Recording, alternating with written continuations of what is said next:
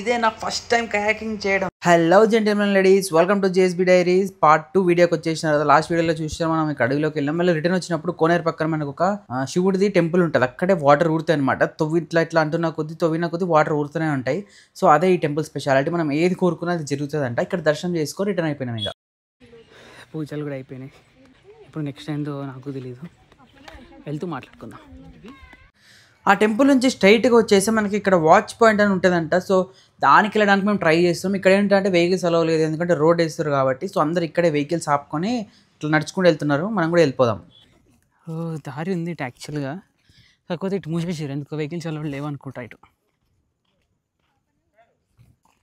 ఇట్లా ఒక 1 కిలోమీటర్ వెళ్ళాలి చక్కగా పోతే ఒక వాచ్ పాయింట్ వస్తుందంట, వాచ్ టవర్.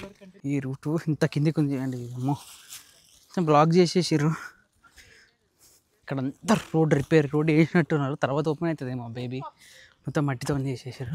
ఏం ఎక్స్పెక్ట్ చేసిపోతున్నామో ఏమో చూద్దాం. ఇప్పుడు నాకైతే పెద్ద నమ్మకం లేదు దొరా. ఇల్లు పెద్దగా ఏముండదు, ఒక వ్యూ పాయింట్ ఉంటుంది అంతే అని అన్నారు. అది కూడా చాలా స్లిప్పరీ ఉందంట. చూద్దాం, మనం కూడా పోతామా పోము. జస్ట్ వాకింగ్ లాగానే. నెక్స్ట్ లెవెల్ వ్యూ ఉంది అసలు ఇక్కడ నుంచి అయితే.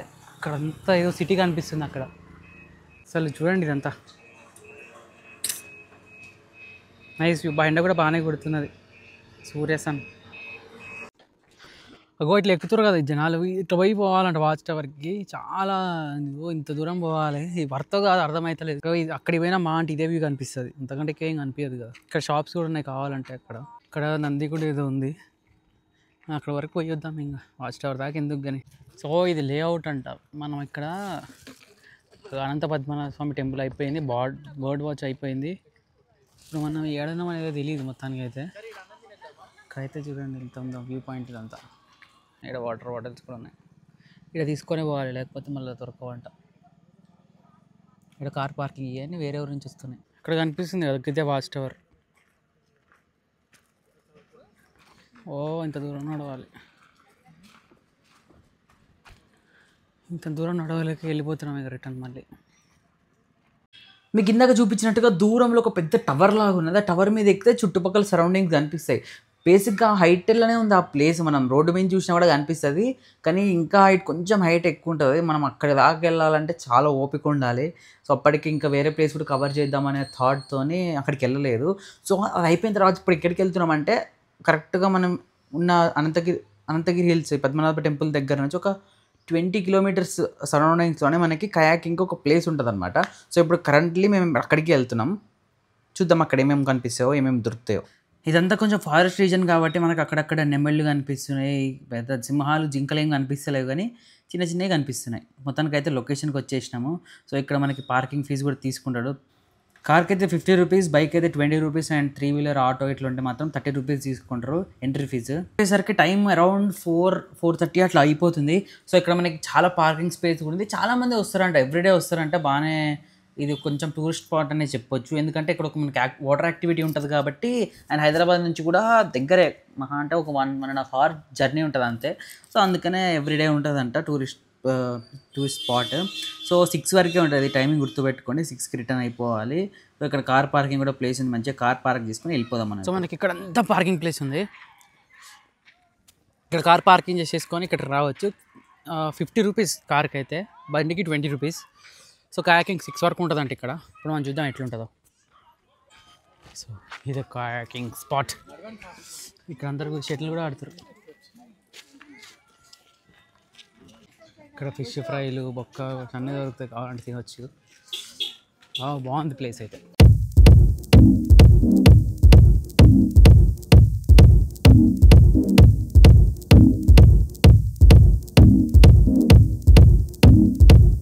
ఫైనల్ కయాకింగ్కి వచ్చేసా.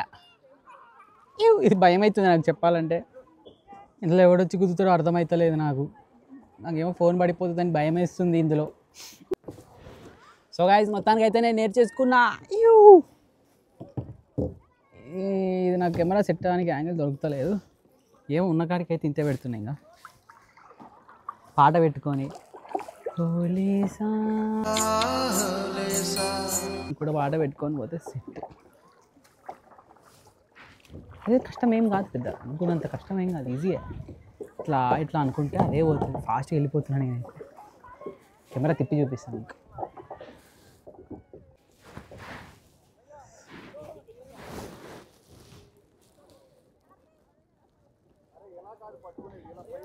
చల్ నాకు వీడియో తీయడానికి రావట్లేదు. ఇదే మన పడవ నెంబర్ 2.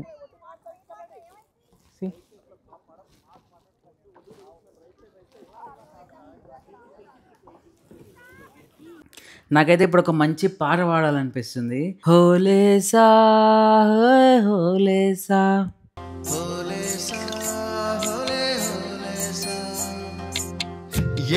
ఉదారమ్మా ఎందుకి ఉలికి పాటు గుగ్గురు పాటు ఎవరో వస్తున్నట్టు ఎదురు చూస్తున్నది గట్టు ఏమైనట్టు. సో గైస్ మొత్తానికైతే కయాకింగ్ అయితే అయిపోయింది. Enjoyed a lot. సో మీరు కూడా టైం ఉన్నప్పుడు ఖచ్చితంగా ఒకసారి రండి.